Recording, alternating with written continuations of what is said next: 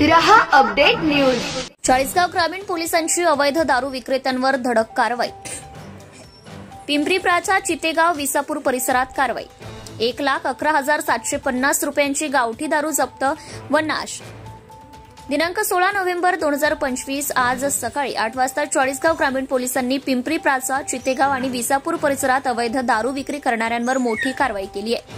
ही कारवाई पोलीस अधीक्षक महेश्वर रेड्डी यांच्या आदेशाने चाळीसगाव विभागाच्या पोलीस उपाधीक्षक श्रीमती कविता नेरकर आणि उपविभागीय पोलीस अधिकारी ठाकूरवाड यांच्या मार्गदर्शनाखाली करण्यात आली आहे। सहाय्यक पोलीस निरीक्षक नितीन पाटील यांनी विशेष पथकं तयार करून संबंधित ठिकाणी छापा टाकत अवैध दारूचे अड्डे उद्ध्वस्त केले।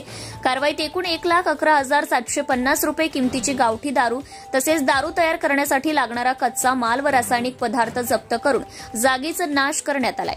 कारवाईत सहभागी पोलीस पथकं सहाय्यक पोलीस निरीक्षक नितीन पाटील, पोलीस उपनिरीक्षक कुणाल चव्हाण, राहुल राजपूत, सहाय्यक फौजदार युवराज नाईक, पोलीस हवालदार रवींद्र रावते, नितीन सोनवणे, अक्रम बेग, गणेश चव्हाण, दीपक नरवडे आणि पोलीस नाईक भगवान माळी तसेच पोलीस कॉन्स्टेबल विजय पाटील, बाळू बाविस्कर, ज्ञानेश्वर वाघ, संभाजी वाघ, एपीआय नितीन पाटील यांनी सांगितले की अवैध दारू विक्रीवर भविष्यात आणखी कठोर कारवाई करण्यात येईल। कोणीही अशा प्रकारे बेकायदेशीर व्यवहारात सहभागी होऊ नये।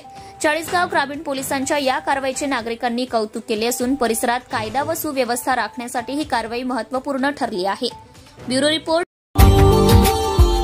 Subscribe now and press the bell icon. Never miss an update.